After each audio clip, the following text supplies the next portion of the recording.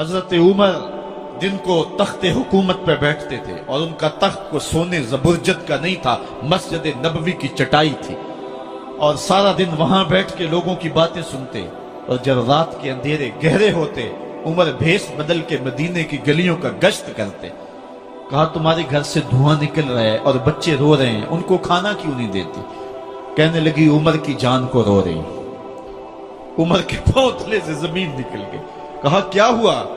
कहा 3 दिन से हमारे यहां खाने के लिए कुछ नहीं है, रोजाना बच्चे रोते हैं और मैं हंडिया के अंदर पत्थर डाल करके नीचे से आग डालती रहती हूं कि बच्चे इंतजार कर करके सो जाएंगे, कम वक्त सो भी नहीं रहे और वो पत्थर पकेंगे भी क्या, और मैं उमर की जान को रो रही हूं। हजरत उमर का कलेजा दहलने लगा। फौरन पलटे वापस बैतुल माल में आए, घी का एक कनस्तर लिया, आटे की बोरी ली, मिर्च मसाला जात बहुत कुछ उठाया, अपने कंधे पे रखा, बोरी अपनी कमर पे लादी। उमर बैतुल माल से निकले तो आपके खादम असलम ने देख लिया, आगे बढ़ा, कहा मेरे आका मैं उठाता हूं। उमर की आंखों में आंसू है। कहा असलम कयामत के दिन मेरा बोझ उठा लोगे? कहा कयामत के दिन तो अपना अपना बोझ उठाना पड़ेगा। कहा उमर को आज अपना ही उठाने दो। हजरत उमर वो घी का कनस्तर और वो आटे की बोरी सर पे उठाए हैं और उस खातून के घर जाते हैं और दस्तक देते हैं। वो जब देखती है उसकी जान में जान आ जाती है। कहा जल्दी जल्दी आटा गूंदो, और उमर सब्जी काटने लग जाते हैं।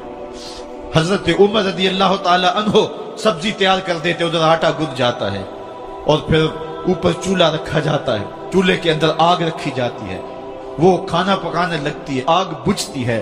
तारीख ने लिखा है आग बुझने लगती है, उमर झुक करके फूंके मारता है। उमर झुक झुक के फूंके मारता है। खाना पक गया और बच्चों के सामने खाना रख दिया, बच्चे खा रहे हैं। अब बच्चे रो रो के निढाल हो चुके थे। हजरत उमर अपने हाथों को और अपने घुटनों को और अपने पांव को जमीन पे लगा के, जिस तरह बकरी का बच्चा चलता है वेड़े के अंदर, कभी इधर चलते हैं कभी इधर चलते हैं, ताकि बच्चे मुझे देख के खुश हों और दिल में कहते उमर जितना रुलाया है अब इतना हंसाना भी पड़ेगा।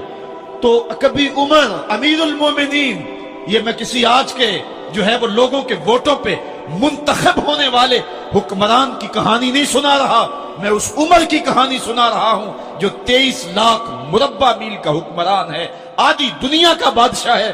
हजरत उमर जो है जिस तरह बकरी का बच्चा चलता है, इस तरह अपने हाथ और अपने घुटने जमीन पे टेक करके जो है वो इस तरह चलते हैं। बच्चे उमर को देख के मुस्कुराते हैं। जब बच्चे मुस्कुराने लगे तो हजरत उमर ने उस खातून से कहा बुढ़िया उमर को माफ कर दे। उसने कहा तू इतनी हमदर्दी क्यों करता है?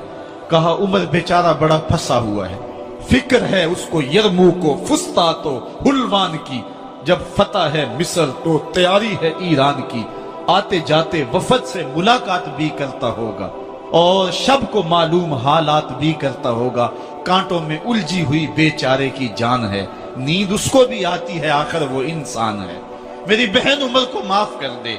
उसने कहा ना ना उमर की बात मेरे सामने न कर, कयामत का दिन होगा, उमर का गिरेबान होगा और मेरा हाथ होगा। जब उसने ये बात कही तो उमर बर्दाश्त न कर सके, बच्चों की तरह बिलक बिलक कर रोने लगे। कहा वो बदनसीब उमर तेरे सामने है, आज ही कहला जो कहना है, कयामत के दिन मुझे माफ रखना।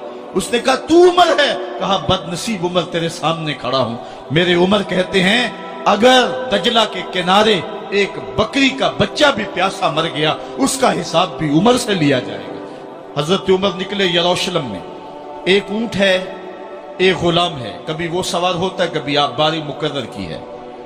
जब करीब पहुंचे यरूशलेम के तो उमर की बारी नकेल पकड़ने की और गुलाम की बारी ऊपर सवार होने की आ गई। गुलाम ने कहा आका मैं मर्जी से अपनी बारी छोड़ता हूं, आप आ जाएं, दुश्मनों के मफतूहा इलाके में आ रहे हैं, ताजा ताजा इलाका फतह हुआ है, इस्लाम की शान व शौकत जाहिर हो।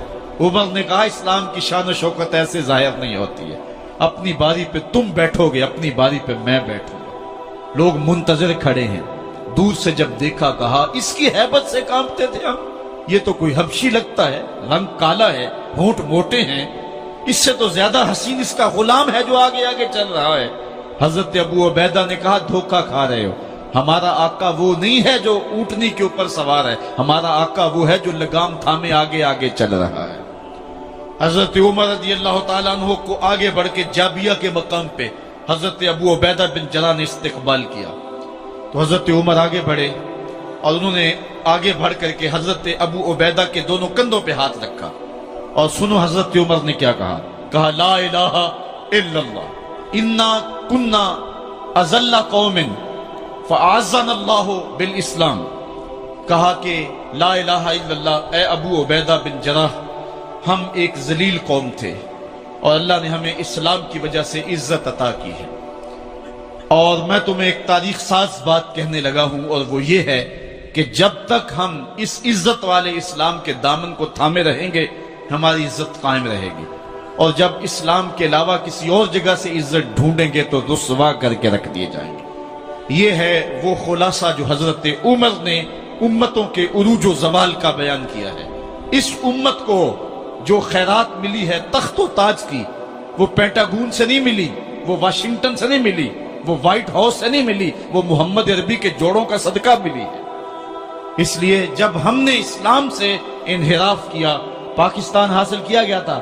پاکستان کا مطلب کیا؟ لا الہ الا اللہ۔ ہم نے اس نعرے کو چھوڑ دیا ہوا ہے، ہم نے انحراف کر دیا ہے۔ آج ہماری نظریں مغرب کی طرف لگی ہے کہ تخت و تاج اس سے نصیب ہوتے ہیں، اور دنیا کے اوپر ہم رسوا ہو کے رہ گئے۔ ہماری پستی، ہماری زبوحالی، ہماری ذلت کا سبب یہ ہے کہ جس جگہ سے ہمیں عزت ملی تھی ہم نے وہ مرکز ہی چھوڑ دیا ہے۔ اس مرکز حیات کو، اس مرکز زندگی کو، اس مرکز عزت کو ہم نے چھوڑ دیا ہے، اور دنیا کے اوپر ہم رسوا ہو رہے ہیں۔ انہی حضرت عمر کی کہانی ہے۔ وادی تہامہ سے گزر رہے تھے کہ بچوں کی طرح بلک بلک کے رونے لگے۔ کہا عمر جوان آدمی ہو اور بچوں کی طرح بلک کے رو رہے ہو؟ کہا تم نہیں جانتے، مجھے بچپن کی کہانی یاد آ گئی۔ کہا کیا کہانی ہے؟ کہا یہی عرض تہامہ تھی، میرے باپ خطاب نے مجھے 5 اونٹ دیے تھے، کہا انہیں لائن میں کھڑا کرو سیدھا۔ میں آگے والا سیدھا کرتا تھا، پیچھے والا ٹیڑھا ہو جاتا، پیچھے والا سیدھا کرتا، آگے والا ٹیڑھا ہو جاتا۔ میرے باپ خطاب نے مجھے بڑا مارا۔ کہا ایک عرب کے بیٹے ہو کہ تم سے 5 اونٹ لائن میں کھڑے نہیں ہوتے؟ کہا ایک زمانہ عمر پہ وہ تھا کہ اس سے 5 اونٹ لائن میں کھڑے نہیں ہوتے تھے، اور آج شرق سے لے کر غرب تک 23 لاکھ مربع میل کی حکمرانی اور انسان بھی لائن میں کھڑے ہیں۔ یہ محمد عربی کے جوڑوں کا صدقہ نہیں ہے تو اور کیا؟